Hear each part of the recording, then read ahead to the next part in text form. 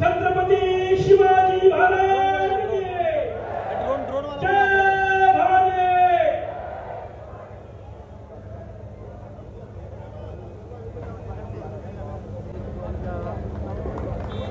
तसेच नामदार चंद्रकांत स्वागत विक्रमजी पावसकर करतील राज्याचे यांचे स्वागत होते.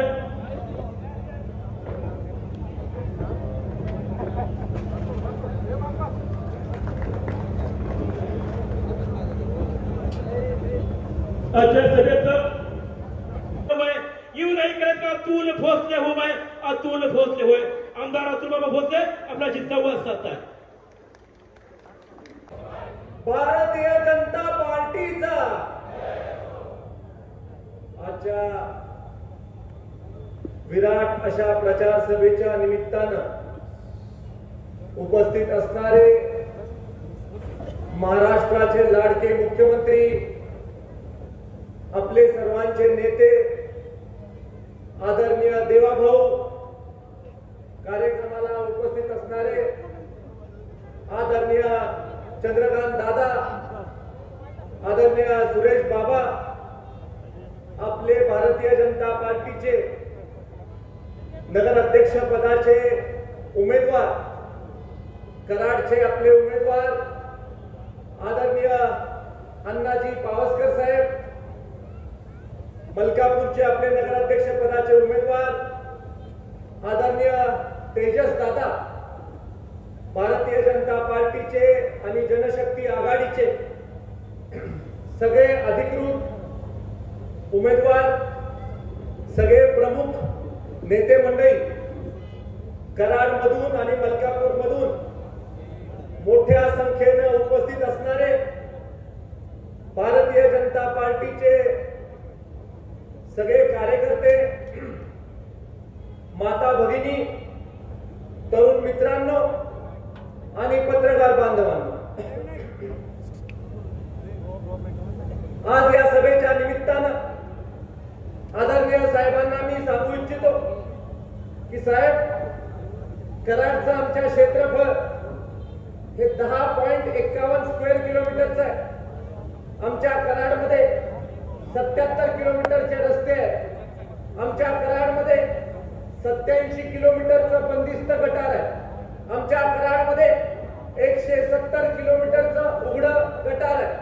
कराडची लोकसंख्या साधारण 70,000च्या घरामध्ये. या कराडमध्ये आपण 2016 साली साहेब आला होता. आपण ज्या वेळेला आला होता, आपल्या विनंतीला मान देऊन भारतीय जनता पार्टीच्या नगराध्यक्षा कराडकरांनी आपल्या विनंतीवर निवडून दिल्या होत्या. हे देखील आजच्या या कार्यक्रमाच्या निमित्तानं मी सांगू इच्छितो. साहेब, या 1 वर्षामध्ये आपण मला आशीर्वाद दिला, भारतीय जनता पार्टीने मला उमेदवारी दिली, मी विधानसभेमध्ये निवडून आलो आणि 1 वर्षामध्ये कराडसाठी, मलकापूरसाठी आम्ही काय काय केलं हे फक्त आपल्याला मी सांगू इच्छितो. निवडून आल्या विधानसभेमध्ये बरोबर आपण ज्या वेळेला असणार त्यावेळेची वेळ बघून मला बोलण्याची संधी मिळाली आणि त्याच्यामध्ये मी मांडलं की मला कराडमध्ये काय काय करून पाहिजे. आपण देखील त्या पहिलंच माझं भाषण होतं, आपण देखील सभागृहामध्ये होता त्यावेळेला अनेक गोष्टींचा उल्लेख देखील मी त्या भाषणाच्या निमित्तानं केला होता. साहेब, आपल्या कराडमध्ये अनेक दिवसापासून नव्यानं स्टेडियम व्हावं अशी लोकांची मागणी होती. आपण मागच्या कालावधीमध्ये आला, आम्ही आपल्या समोर मागणी केली की कराडला नव्यानं स्टेडियम देण्याच्या बाबतीमधलं काम साहेब आपण करा. आपण कराडकरांना आमचा आशीर्वाद दिला आणि आपण 96,50,00,000 रुपयाचा निधी महायुती सरकारच्या माध्यमातून देवाभाऊंच्या नेतृत्वाखाली या शहराला देण्याचं काम केलं आणि आता काम प्रगतीपथावर आहे, जोमानं काम चाललेलं आहे. साहेब, पुढच्या 1.5 वर्षामध्ये मी या सगळ्यांच्या साक्षीनं सांगतो की कराडच्या नवीन स्टेडियमच्या उद्घाटनासाठी आम्ही आपली वेळ घेणार आहोत आणि तुम्हाला या स्टेडियमच्या उद्घाटनासाठी बोलवणार. मुंबईला, पुण्याला, दिल्लीला जिथं जिथं स्टेडियम आहेत त्या स्टेडियम सारखं स्टेडियम आमच्या कराडमध्ये होतंय. इंटरनॅशनल लेवलचा रनिंग ट्रॅक होतोय आपला, तिथं क्रिकेट टर्फ जो होतोय त्याला चांगल्या पद्धतीनं ड्रेनेजची सोय देखील आपण बाहेरच्या चांगल्या स्टेडियम प्रमाणे केलेली आहे. व्हॉलीबॉल कोर्ट होतोय, बास्केटबॉल कोर्ट होतोय, टेबल टेनिस कोर्ट होतोय, बॅडमिंटनचा कोर्ट होतोय, स्विमिंग पूलची सोय होते, जिम्नॅशियमची सोय होते, खेळाडूंच्या राहण्यासाठीची सोय होते, कोचच्या राहण्यासाठीची सोय होते. इतकं सुसज्ज असं आपण स्टेडियम करतोय आणि हे करत असताना साहेब आम्ही आपल्याजवळ मागणी केली की साहेब इतकं भलं मोठं स्टेडियम आपण करतोय, जर का IPL ची मॅच घेण्याची वेळ आली तर आपलं एअरपोर्ट देखील तितकंच चांगलं असलं पाहिजे. साहेब, आपल्या प्रयत्नांनी 220 कोटी रुपयाचा निधी हा कराडच्या एअरपोर्टसाठी देण्याचं काम हे आदरणीय देवाभाऊंच्या नेतृत्वाखाली केंद्र सरकारच्या माध्यमातून झाले. साहेब, मी ज्या वेळेला विधानसभेचा सदस्य झालो सगळ्या विभागांची बैठक घेतली. विभागांची बैठक घेतल्यानंतर मी त्यांना विचारलं की सांगा मला की कराडमध्ये आपल्याला काय काय करणं गरजेचं आहे. सार्वजनिक बांधकाम खात्याचे देखील लोक आले. सार्वजनिक बांधकाम खात्याच्या लोकांनी सांगितलं की हा ब्रिटिशकालीन पूल आहे, जुना कोयना पूल, याला ब्रिटिशकालीन पूल म्हणून आपण ओळखतो. एकदा दोनदा त्यांनी सांगितल्यानंतर मी माझ्या मनामध्ये विचार केला, हे काय आपल्या कर्तृत्वाचं लक्षण आहे का? 78 वर्ष झाले देशाला स्वातंत्र्य मिळून आणि 78 वर्षांनी आपण म्हणतो की हा ब्रिटिशकालीन पूल आहे आणि इथं अवजड वाहतूक होऊ शकत नाही. साहेब, आपल्या सहकार्यांनी आदरणीय नितीन गडकरी साहेबांच्या तिथं पाठपुरावा करून 50 कोटी रुपयाचा निधी CRIF मधून मंजूर करून ते काम देखील आता प्रगतीपथावर आहे. 4 लेनिंगचा पूल आता तिथं आपण नव्यानं उभा करतोय.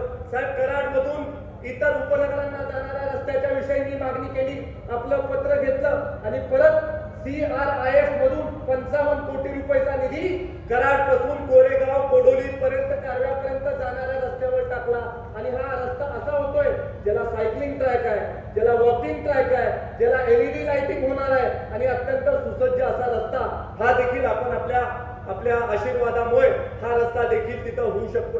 मला कराडकरांनी मागणी केली 32 लहान लहान कामांची, प्रत्येक विभागामधल्या कामांची, त्या सगळ्या 32 लहान लहान कामांना 5,90,00,000 रुपयाचा निधी आपण देण्याच्या बाबतीमधलं काम DPDC असेल, स्थानिक विकास निधी असेल याच्या माध्यमातून विचारपूर्वक करण्याच्या बाबतीमधला प्रयत्न केला. साहेब, माझ्या लक्षात आलं की नगर विकास खात्याच्या माध्यमातून काही पैसे मिळण्याची शक्यता आहे आणि नवीन आमदारांना पैसे सरकार देण्याच्या आधी आपला माझ्यावर आशीर्वाद असल्यामुळे मला 10 कोटी रुपयाचा निधी हा तुमच्या आशीर्वादामुळे मिळाला आणि या 10 कोटी रुपयाच्या निधीमधून आपण अनेक उद्यानांना पैसे दिले. कुंभार समाजाने मागणी केली, त्यांना 50 लाख रुपयाचा निधी दिला. ब्राह्मण समाजाने मागणी केली, त्यांना 30 लाख रुपयाचा निधी दिला. डॉक्टर बाबासाहेब आंबेडकरांचा सामाजिक सभागृहासाठी मागणी करण्यात आली, 1 कोटी रुपयाचा निधी दिला. डॉक्टर बाबासाहेब आंबेडकर वाचनालयासाठी 1 कोटी रुपयाचा निधी दिला. मंगळवार पेठेमध्ये देखील उद्यानासाठी 1 कोटी रुपयाचा निधी आमच्या देवाभाऊच्या सरकारच्या माध्यमातून आम्ही दिला. हे आवर्जून या कार्यक्रमाच्या निमित्तानं मी आपल्याला सांगू इच्छितो.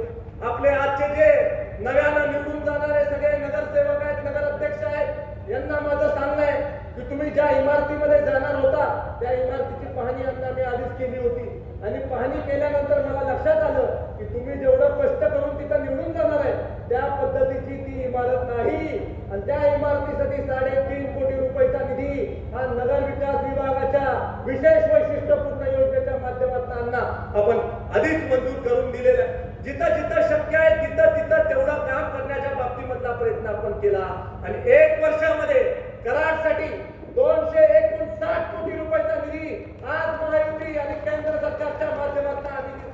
मलकापूरकरांनी मला मागणी केली, मलकापूरकरांनी मला सांगितलं अंतर्गत रस्ते होणं गरजेचं आहे. अंतर्गत रस्त्यांसाठी PWD खात्याचे मंत्री शिवेंद्र बाबांकडनं 20 कोटी रुपयाचा निधी दिला. छोट्या छोट्या कामांसाठी आपण पैसे मागितले, नगर विकास विभागाच्या माध्यमातून आपण निधी तिथं उपलब्ध करून दिला आणि मलकापूरमध्ये तर साहेब आपण मास्टर स्ट्रोक केला की मलकापूरमध्ये आपल्या विरुद्ध निवडणूक लढण्यासाठी 4 प्रभागामध्ये माणसंच नव्हती, अशा पद्धतीची परिस्थिती भारतीय जनता पार्टीने मलकापूरमध्ये निर्माण केली. मलकापूरच्या 22 जागांपैकी 6 जागा बिनविरोध करण्यामध्ये आपण यशस्वी झालो.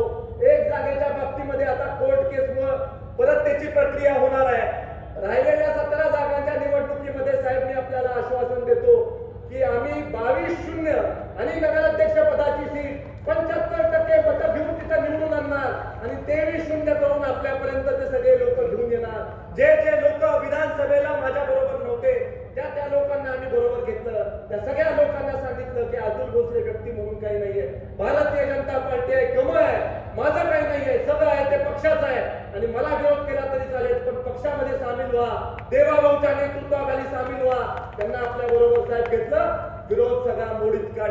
साहेब आज आम्हाला खूप मोठ्या प्रमाणावर विरोध होतोय. अशा पद्धतीची परिस्थिती महाराष्ट्रामध्ये क्वचित ठिकाणी असेल, जी परिस्थिती आमच्या कराड मलकापूरमध्ये 2 आपले महायुतीचे मंत्री, 1 माजी मंत्री, 1 माजी मुख्यमंत्री, जेवढे पुढारी आहेत तेवढे पुढारी कागदावर लिहिले तर सगळेच्या सगळे पुढारी हे आज आमच्या विरोधात ठाकले. पण साहेब पक्षाच्या चिन्हावर निवडणूक लढवत नाहीये, आघाडी करून ते निवडणूक लढवतात आहे आणि म्हणतात आहे की आम्ही समविचारी पक्ष आहे. कशाचा समविचार आहे? महाविकास आघाडीचे घटक पक्ष, महायुतीतले घटक पक्ष, कसं काय तुमचा समविचार होऊ शकतो? आम्ही ही निवडणूक लढताना खणखणीत भारतीय जनता पार्टीच्या चिन्हावर निवडणूक लढवतो. सगळे नवीन दमाचे लोक आम्ही दिलेले आहेत, आमच्या नवीन तरुण पोरांना संधी दिलेली आहे. कराडमध्ये नवीन वातावरण आणायचंय, मलकापूरमध्ये नवीन वातावरण आणायचंय. जे जुने विचार आहेत ते बाजूला करायचे, नव्या विचारांना आपल्याला सगळ्या कराडची मलकापूरची वाटचाल करायची. आज मलकापूरकरांनी साहेब आमच्याकडे मागणी केली, मलकापूरकरांनी मागणी केली की त्यांची जी पाणी पुरवठा योजना आहे, जी चांगली पाणी पुरवठा योजना आहे, त्याचा विस्तारीकरण करायचंय. निश्चित स्वरूपी त्या विस्तारीकरणासाठी देवाभाऊंचा आशीर्वाद हा तुमच्या बरोबर राहील. त्यानंतर त्यांनी मागणी केली की त्यांची बंदिस्त ड्रेनेजची योजना आहे, त्याला अतिरिक्त पैसा उपलब्ध व्हावा. निश्चित त्याच्यासाठी पैसा उपलब्ध होईल. मलकापूर शहराला आदर्श शहर करण्यासाठी जे काही लागेल ते आमचे आदरणीय देवाभाऊ मंजूर करून देतील एवढं आश्वासन तुम्हाला आजच्या या कार्यक्रमाच्या निमित्तानं मी देऊ इच्छिते. आमच्या कराडकरांचं स्वप्न आहे साहेब, ज्या पद्धतीनं गंगा आरती होते त्या पद्धतीने माझी कृष्णामाईची आरती झाली पाहिजे असं आमचं स्वप्न. आणि त्यामुळे कराडमध्ये स्वर्गीय यशवंतराव चव्हाण साहेबांचा विचार आहे. स्वर्गीय यशवंतराव चव्हाण साहेबांच्या विचारांनी हे शहर पुढे चाललेलं आहे आणि स्वर्गीय चव्हाण साहेबांच्या स्मृतीस्थळाचं redevelopment, elevated necklace road, Karad शहराला पुरापासून वाचवण्यासाठी पूर संरक्षण भिंत असा भला मोठा प्लॅन साहेब मी आपल्या जवळ दिलेला आहे. आणि मला एक माहित आहे की जसं साबरमतीला रिव्हरफ्रंट डेव्हलपमेंट झालंय तशा पद्धतीचं रिव्हरफ्रंट डेव्हलपमेंट आपण कराडला करून द्याल आणि एका दिवशी कराडमध्ये ही कृष्णा नदीची आरती आपण करू शकू. अशा पद्धतीचं दिव्य स्वप्न साहेब आम्ही पाहिले. चव्हाण साहेबांच्या समाधी स्थळाचं रिडेव्हलपमेंट करण्याचा प्लॅन आम्ही आपल्या जवळ साहेब सादर केलेला आहे. मला माहित आहे की सहजासहजी हे सगळं होणार नाही. हे सगळं होण्यासाठी आदरणीय देवाभाऊंचा त्याच्यावर आशीर्वाद असणं गरजेचं आहे. आणि आपल्याला सांगताना मला आनंद होतो, आपण थांबलेलो नाही. आपण एका वर्षामध्ये आदरणीय मुख्यमंत्री साहेबांच्या आदेशाने याचं एस्टिमेट करून याचा संपूर्ण प्रस्ताव परत एकदा मुख्यमंत्री कार्यालयापर्यंत नेलेला आहे. आणि मी आज आपल्याला खात्रीनं सांगतो की आपण भारतीय जनता पार्टीचा नगराध्यक्ष आणि सगळे नगरसेवक पूर्ण बहुमत द्या. आदरणीय साहेब कराडचं नंदनवन करण्याच्या बाबतीमध्ये हे महत्वपूर्ण पाऊल घेतील आणि खऱ्या अर्थानं रिव्हरफ्रंट डेव्हलपमेंट झालेलं तुम्हाला कराडमध्ये दिसेल. कराडमध्ये आपल्याला अजून काय काय पाहिजे?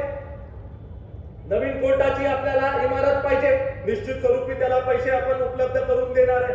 आपल्याला कराडमध्ये अजून काय काय पाहिजे तर कराडमध्ये आपल्याला नागरी सुविधेसाठी असंख्य गोष्टी करणं गरजेचं आहे, त्या देखील आपल्याला करणं आवश्यक आहे. साहेब खऱ्या अर्थानं आमच्या कराडकरांचा मोठा प्रश्न आहे की माजी मुख्यमंत्री राज्यातले आमचे जिथं राहतात तिथंच मागच्या बाजूला साहेब राहतात. खरं आपल्याला वेळ नाही तर मी आपल्याला तिथपर्यंत घेऊन गेलो असतो. तिथं ग्रेट वॉल ऑफ चायना इतकी भिंत त्यांनी आपल्या घराच्या जवळ बांधली. मी बघितली भिंत, मी म्हटलं की इतकी भली मोठी भिंत का बांधली आहे साहेबांनी? तर तिथं झोपडपट्टी मधल्या पाटण कॉलनी मधले माझे लोक तिथं मागे असतील, त्यांनी मला सांगितलं की आम्ही दिसू नये म्हणून मुख्यमंत्र्यांनी भिंत इतकी बांधली. साहेब 70 वर्ष झोपडपट्टी आहे आणि 60 वर्ष यांच्या घरामध्ये सत्ता आहे, तरी सुद्धा झोपडपट्टीचं पुनर्वसन केलेलं नाही. साहेब, मी माझ्या पहिल्या भाषणामध्ये उल्लेख केला की पाटण कॉलनीच्या झोपडपट्टीचं पुनर्वसन हे कुठल्याही परिस्थितीत माझ्या पहिल्या टर्म मध्ये मी करणार आणि त्याच्यासाठी देखील आपण त्याच्यामध्ये लक्ष घालणं गरजेचं आहे. 11 ठिकाणी कराडमध्ये झोपडपट्टी आहे. 11 ठिकाणी 11 ठिकाणपैकी पाटण कॉलनी आहे, स्टेडियमच्या मागची झोपडपट्टी आहे, जुन्या कोयना पुलाच्या तिथली झोपडपट्टी आहे, 12 डबरी परिसराच्या तिथली झोपडपट्टी आहे, गेट नंबर 2 च्या तिथली झोपडपट्टी आहे. अशा 11 ठिकाणी झोपडपट्टी आहे. मलकापूरमध्ये 3 ठिकाणी झोपडपट्टी आहे. तिथे शब्द दिलाय झोपडपट्टीमध्ये आपण की लागेल तेवढे फ्लॅट आपण उपलब्ध करून देऊ आणि प्रत्येक फ्लॅट मध्ये चहा प्यायला आपण जाऊ शकू इतका चांगल्या दर्जाचा फ्लॅट सगळ्या झोपडपट्टी वासियांना आपण देणार. मला माहित आहे निवडणुकीच्या निमित्तानं काही लोक तुमच्याकडे येतील, काही लोक दादागिरी करतील, काही लोक आमिषा दाखवतील, पण आपण कमळ आणि भारतीय जनता पार्टीच्या पाठीशी उभं राहा. कमळ आणि भारतीय जनता पार्टीच्या पाठीशी उभं राहिला की झोपडपट्टीचं पक्क घर करण्याच्या बाबतीमधलं काम मोदीजींच्या विजन प्रमाणे आणि देवेंद्रजींच्या विजन प्रमाणे आपण इथं करू आणि कराड आणि मलकापूरला झोपडपट्टी मुक्त केल्याशिवाय आपण राहणार नाही. एवढं देखील या कार्यक्रमाच्या निमित्तानं मी आपल्याला सांगू इच्छितो. मला माहित आहे की मी माझ्या राजकीय कारकिर्दीमध्ये रिस्क घेतली. अनेक लोक मला सांगत होते की जुळवून घ्या, आबाधित राहा, पण मी आमच्या साहेबांकडनं शिकलोय कधीही विरोधात असलं म्हणून घाबरायचं नाही, कधीही सत्यासाठी भांडायला थांबायचं नाही, कधीही आपल्या माणसाला आपल्या खांद्यावर घ्यायला दमायचं नाही. आणि हे आम्ही काम केलं. नव्या दमाची लोक उभा केली. बलाढ्य पुढं कोण पण असू दे, मी सुद्धा लोकांना वाटत असेल की तिकडं खूप मोठ्या नेत्यांची खोज आहे, पण मी सुद्धा साधा सुद्धा आमदार नाही. मी साहेबांचा लाडका आमदार आहे. मी जरी पहिल्या टर्मचा आमदार असलो तरी साहेबांचा माझ्या डोक्यावर आशीर्वाद आहे आणि माझी जरी ताकद कमी असली, आमच्या साहेबांची ताकद खूप मोठी आहे. कोण नका म्हणत असेल की आमच्याकडे तिजोरी आहे, पण बँकेचा मालक आमच्याकडे आहे. आम्ही कमी पडणार नाही. भारतीय जनता पार्टीला निवडून आणणार, कोणी नगराध्यक्ष निवडून आणणार, अण्णांना निवडून आणणार, तेजसला निवडून आणणार. आणि साहेब अभिमानाने म्हणतील की कराड हा माझा बालेकिल्ला आहे, मलकापूर हा माझा बालेकिल्ला आहे. याच्यासाठी आपल्याला हात जोडून सगळ्यांना विनंती करतो की आपण आमच्या पाठीशी उभं राहा, भारतीय जनता पार्टीच्या पाठीशी उभं राहा. मला कधीही अपयश आलं म्हणून मी थांबलो नाही. परत परत मी तुमच्या दारात येत राहिलो आणि परत परत आल्यानंतर तुम्ही मला आशीर्वाद दिलेला आहे. मला त्या आशीर्वादाचं मोल आहे. मला माहित आहे की या आशीर्वादाने मला खूप पुढे जायचंय आणि त्यामुळे मी नेत्याला नाराज करायला थांबत नाही, नेत्याला नाराज करायला घाबरत नाही. पण जनतेबरोबर बेईमानी आपल्याकडून कधी होणार नाही. जनतेचा विश्वास कधी तोडणार नाही. त्यामुळे आपण सगळ्यांनी माझ्यावर आशीर्वाद ठेवावा. येणाऱ्या 2 तारखेला आपण भारतीय जनता पक्षाबरोबर राहावं. आदरणीय अण्णा आणि अण्णांची सगळी टीम, आदरणीय तेजस्वी आणि तेजस्वीची सगळी टीम ही आपण निवडून द्या. आणि एकच लक्षात ठेवा, मी एकटा नाही, माझ्या मागे हात खूप मोठा आहे. एवढं सांगून थांबतो. जय हिंद, जय महाराष्ट्र. देश का सिर्फ आपका चलता है, कोई कुछ भी कहे सर, इलाका कौन सा भी हो, धमाका सिर्फ फडणवीस का होता है, फडणवीस का होता है. नामदार देवेंद्र फडणवीस साहब जनसभा को संबोधित करेंगे. भारत माता की, भारत माता की, छत्रपती शिवाजी महाराज की, धर्मवीर छत्रपती संभाजी महाराज की. जय भवानी, जय भवानी, जय जय जय जय जय भवानी, जय जय जय जय जय शिवाजी.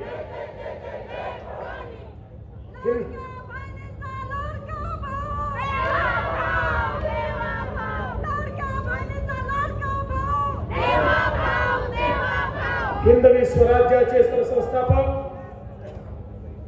छत्रपती शिवरायांना मानाचा मुजरा करतो. भारतीय राज्यघटनेचे शिल्पकार भारतरत्न डॉक्टर बाबासाहेब आंबेडकर यांना मानवंदना अर्पित करतो. आज कराडच्या या प्रचंड मोठ्या प्रचार सभेमध्ये मंचावर उपस्थित महाराष्ट्राचे उच्च व तंत्र शिक्षण मंत्री माननीय चंद्रकांत दादा पाटील, आपल्या कराडचे तरुण तडफदार आणि खऱ्या अर्थानं ज्यांचा उल्लेख मी कार्यसम्राट आमदार म्हणून करेन असे अतुलबाबा भोसले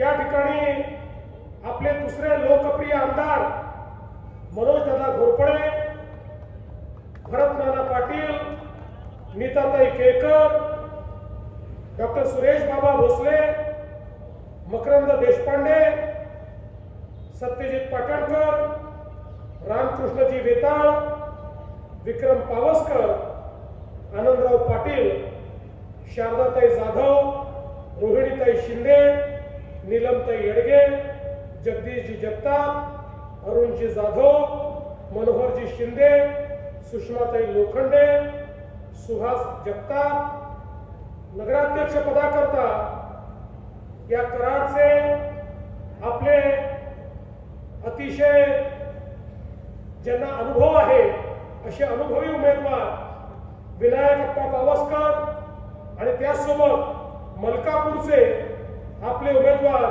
तेजस सोनावणे या ठिकाणी उपस्थित नगरसेवक पदाकरता जे निवडणूक लढवत आहेत असे सर्व आपले या ठिकाणचे उमेदवार, मोठ्या संख्येनं उपस्थित असलेल्या माझ्या सर्व लाडक्या बहिणी आणि उपस्थित असलेल्या तितक्याच लाडक्या भावांनो, मला आज अतिशय आनंद आहे की छत्रपती शिवरायांचा इतिहास सांगणारी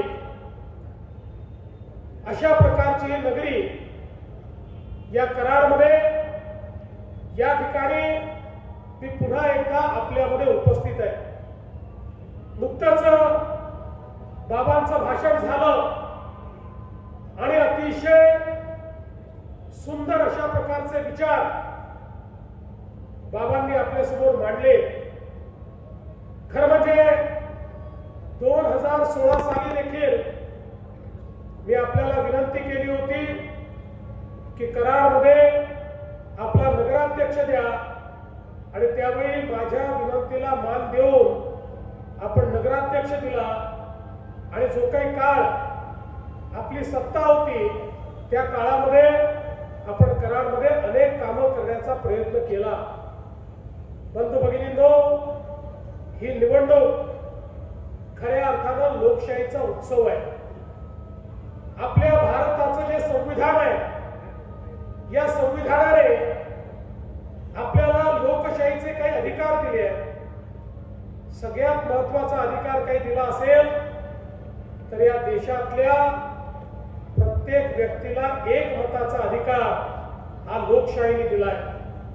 या ठिकाणी टाटा, बिर्ला, अडाणी, अंबानी यांनाही एकच मत देता येतं आणि तुम्हाला आणि मला एकच मत देता येतं. प्रत्येकाला एक मताचा अधिकार या ठिकाणी मिळालेला आहे आणि हा एक मताचा अधिकार देताना एक मोठी जबाबदारी ही देखील आता आपल्यावर आलेली आहे.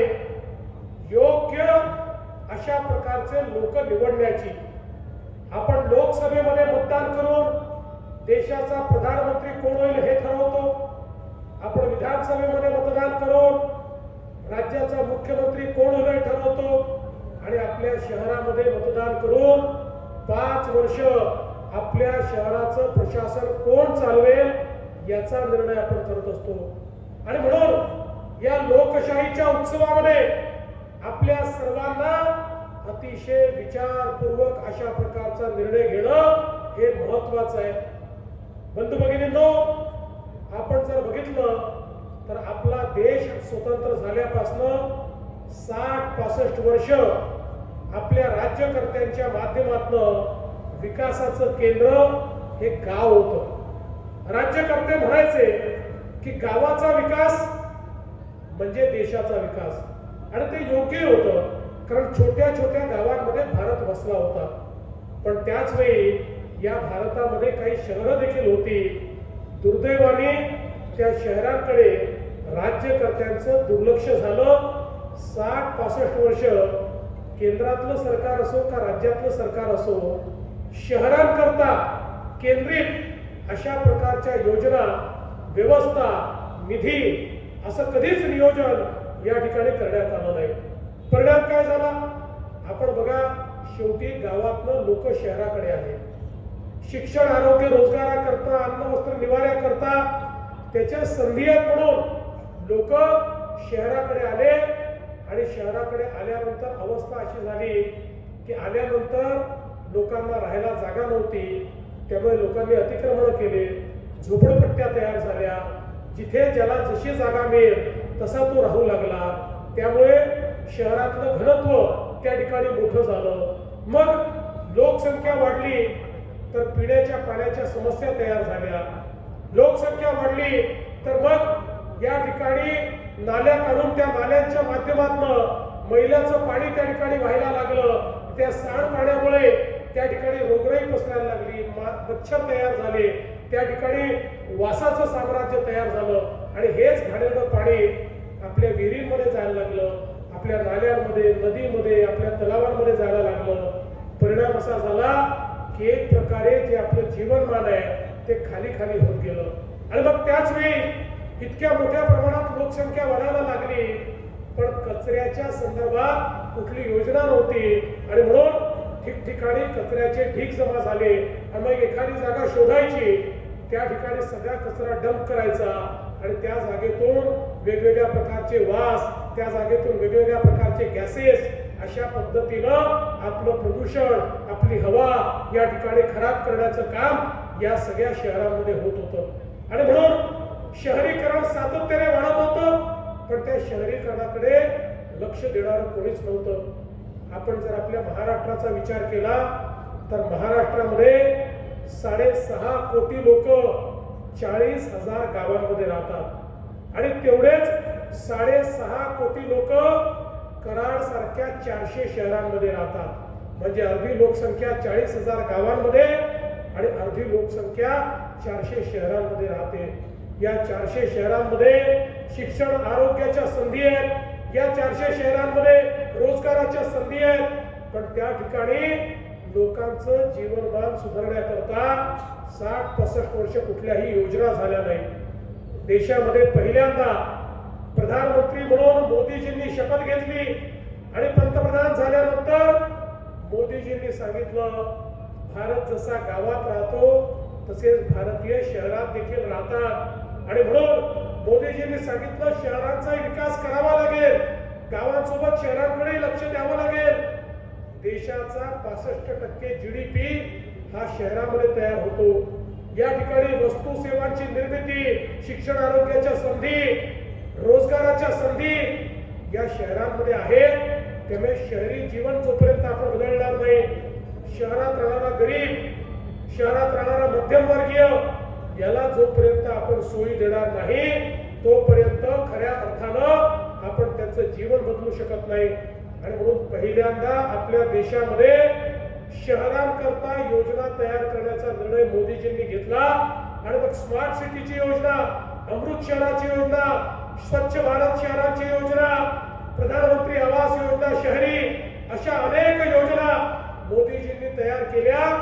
आणि लाखो कोटी रुपये शहरांच्या विकासाकरता देणं सुरू केलं.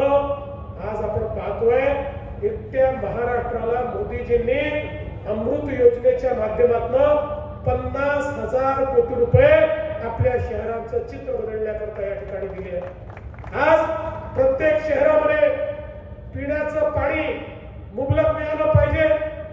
शहरामधला जो या ठिकाणी सगळा मैला आहे, जे सांडपाणी आहे, आता चतुर्बाबा सांगत होते आपल्याकडे किती सांडपाणी हे भुयारी गटारातनं जातं आणि किती सांडपाणी हे नाल्यांमधनं जातं. हे संपूर्ण सांडपाणी बंदिस्त भुयारी गटारातनं गेलं पाहिजे आणि त्याच्यावर प्रक्रिया होऊन त्या ठिकाणी STPच्या माध्यमातून त्या पाण्यातनं मैला वेगळा होऊन त्याच्यातनं खत निर्मिती आणि पाणी जे शुद्ध झालेलं आहे तेच पाणी नदीमध्ये आणि नाल्यामध्ये गेलं पाहिजे. अशा पद्धतीनं आज सगळ्या योजना आपण तयार केल्या. आपला जो कचरा आहे या कचऱ्यावर स्वच्छ भारतच्या अंतर्गत मोठ्या प्रमाणात प्रक्रिया आता आपण चालू केली. खरं म्हणजे आता आपण सर्क्युलर इकॉनॉमीचा विचार करतोय. आणि सर्क्युलर इकॉनॉमीचा अर्थ काय आहे? Nothing is waste. Everything is wealth. कचऱ्यातही वेल्थ आहे. आता या वेगवेगळ्या योजनांच्या माध्यमातून मोदीजींनी सगळ्या शहरांना त्या ठिकाणी पैसा दिला. आपल्या महाराष्ट्रामध्ये 250-300 शहरांमध्ये आज स्वच्छ भारतच्या अंतर्गत कचऱ्यावर प्रक्रिया चालली आहे. 100% कचरा जमा होतो. त्या कचऱ्यावर प्रक्रिया आपण करतो आणि ती प्रक्रिया करून त्या ठिकाणी कचऱ्यापासून पेलेट्स तयार करतो, म्हणजे कचऱ्यापासून कोळसा तयार करतो, कचऱ्यापासून खत तयार करतो. एवढंच नाही, आता तर आपण कचऱ्यापासून तयार होणाऱ्या खताचा एक महाराष्ट्राचा ब्रँड देखील तयार केला आहे. आणि थोडी मोठी शहरं जी आहेत त्या ठिकाणी कचऱ्यापासून गॅस तयार करतो आणि कचऱ्यापासून विद्युत निर्मिती देखील आपण करतो. म्हणजे आता कचरा ही आपली लायबिलिटी नाही आहे, तर आता कचरा ही खऱ्या अर्थानं आपल्याकडे वेल्थ निर्माण करणारी गोष्ट झाली आहे. पण या सगळ्या गोष्टी करता जो काही निधीची कमतरता होती, आज मोदीजींच्या माध्यमातून आणि राज्य सरकारच्या माध्यमातून त्याकरता मोठ्या प्रमाणात आपण व्यवस्था उभ्या केल्या आहेत. आज आपण पाहू शकतो लोकांनी वेगवेगळ्या ठिकाणी अतिक्रमण केली आहेत. आपण 2 महिन्यापूर्वी निर्णय केला आणि वेगवेगळ्या प्रकारची अतिक्रमणं लोकांनी ज्या ठिकाणी केली असतील त्या ठिकाणी त्यांना मालकी हक्काचे पट्टे देण्याचा निर्णय आपण केला. याचं कारण प्रधानमंत्री आवास योजनेच्या अंतर्गत आपल्याला 2.5 लाख रुपये मिळतात. त्या 2.5 लाख रुपयामध्ये आपण जो बेघर आहे त्याला घर देऊ शकतो.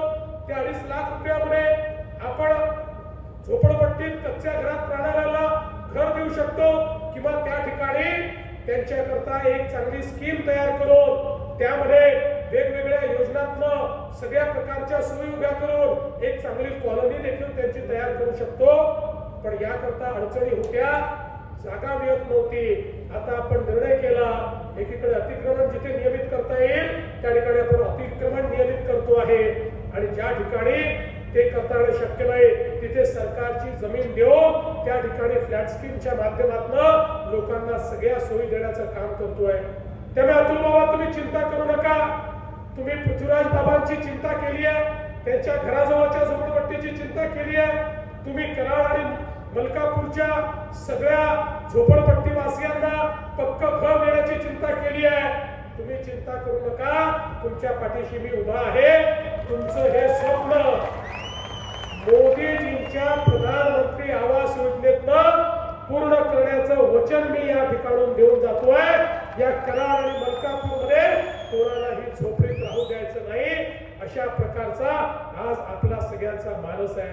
बंधू भगिनींनो, आज मोठ्या प्रमाणात आपण पाहतोय वेगवेगळ्या प्रकारच्या योजना आपण करतोय. आज या अमृत शहरातले रस्ते असतील, अमृतमधनं शहरामध्ये उद्यानं असतील, अमृतच्या माध्यमातून हरितपट्टे असतील, अमृतच्या माध्यमातून सरोवर विकास असेल, प्रत्येक गोष्ट या ठिकाणी करण्याकरता आज आपण योजना तयार केली आहे. एखाद्या शहराला काय काय आवश्यक आहे ते देखील आपण या ठिकाणी करतोय.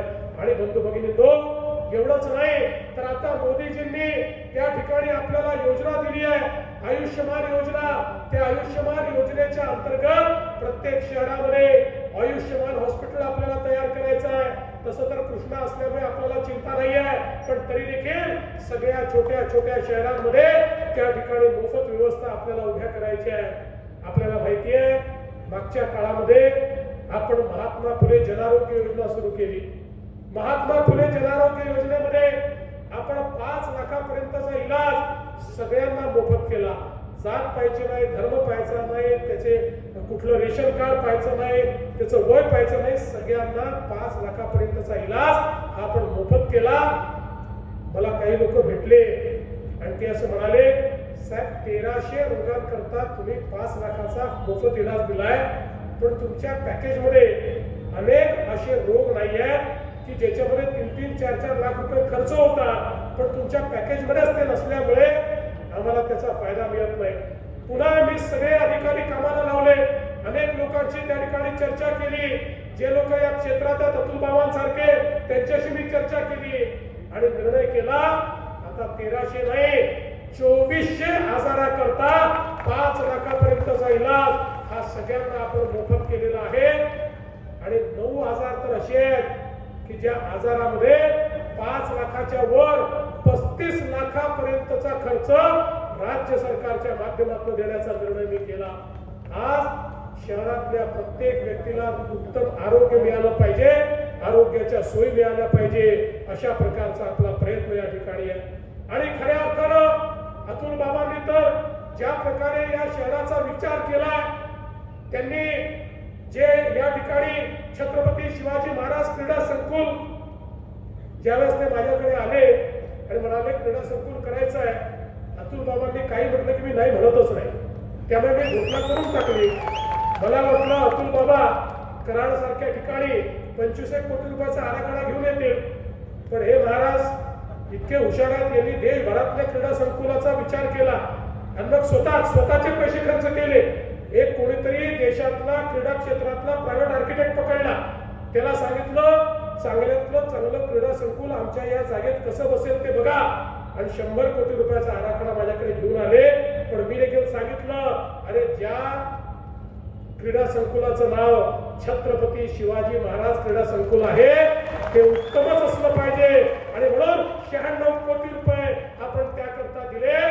आणि आज सर्वोत्तम अशा प्रकारचं क्रीडा संकुल, आणि बाबा चिंता करू नका, थोडे जास्त पैसे लागले तरी आपण देऊ, पण सर्वात उत्तम अशा प्रकारचं क्रीडा संकुल या ठिकाणी आपल्याला तयार करायचं आहे. कैलासवासी खाशाबा जाधव क्रीडा संकुल ते करतात, त्याच्याकरता 25 कोटी रुपये मिळाले, निविदा आता त्याच्या देखील आपण काढलेले आहेत, आणि मुलाकरता देखील त्यांनी 50 कोटी रुपये आणले.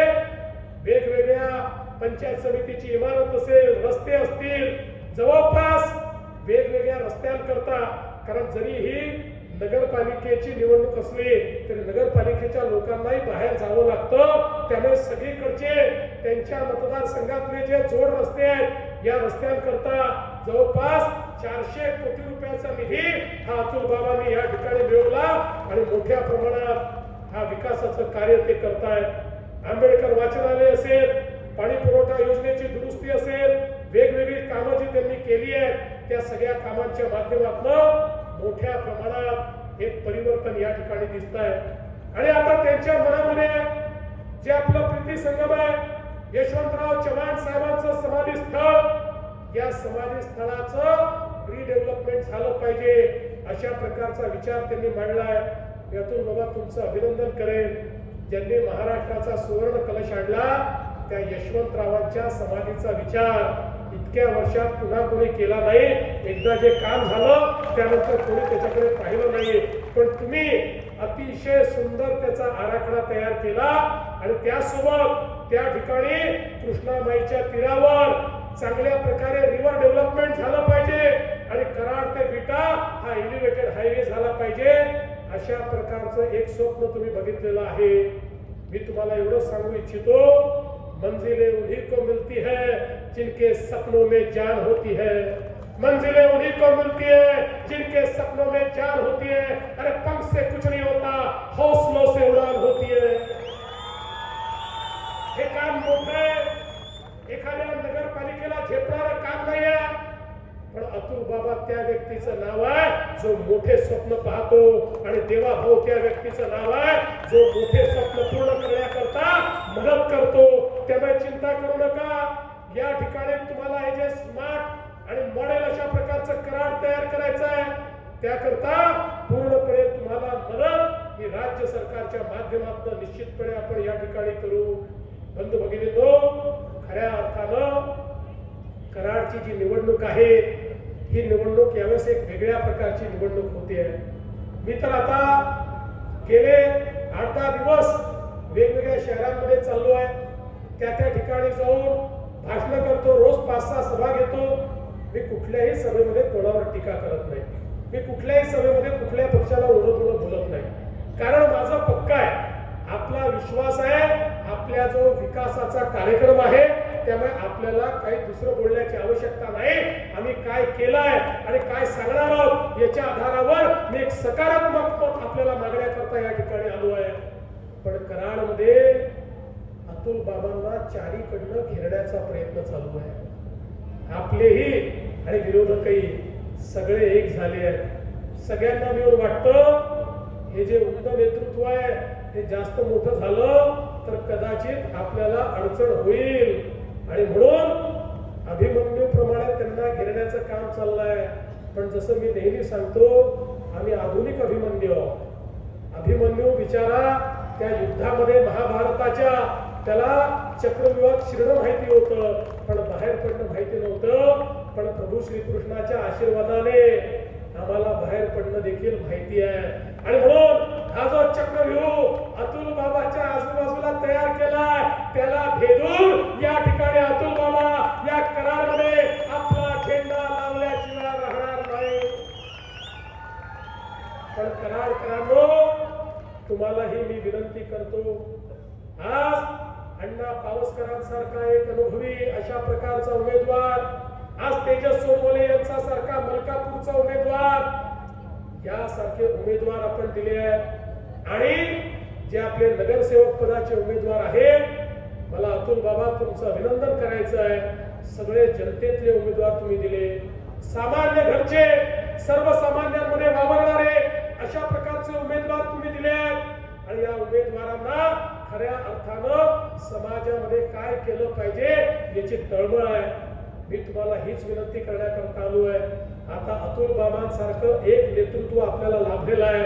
बंधू भगिनींनो, इतकं तरुण तडफदार नेतृत्व हे लाभण्याकरता अनेक वर्ष निघून जातात.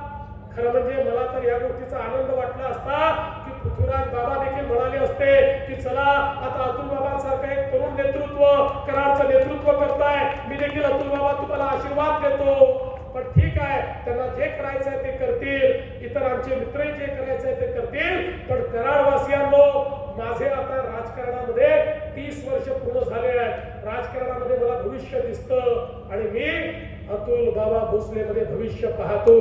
लक्षात ठेवा, तुम्ही जो आमदार निवडून दिलाय तो भविष्यामध्ये मोठा नेता होण्याची क्षमता ठेवणार आहे. आणि म्हणूनच त्याला सगळे घेरून मारण्याचा प्रयत्न करतायत. आणि म्हणून आता कराडकरांची जबाबदारी आहे की या ठिकाणी हे युद्ध अतुल बाबांचं नाही आहे, हे युद्ध पावसकरांचं नाही आहे, हे युद्ध कराडवासियांनो हे तुमचं युद्ध आहे. या युद्धामध्ये तुम्हाला प्रत्येकाला समोर यावं लागेल आणि समोर येऊन या ठिकाणी खऱ्या अर्थानं विजय हा खेचून आणावा लागेल. हा विजय अतुल बाबाचा नाही, हा पावसकरांचा विजय नाही, हा कराडचा विजय असणार आहे. आणि म्हणून कराडच्या विजयाकरता येत्या 2 तारखेला कमळाची चिंता तुम्ही करा, पुढचे 5 वर्ष तुमची चिंता आम्ही करू, हा विश्वास तुम्हाला देतो.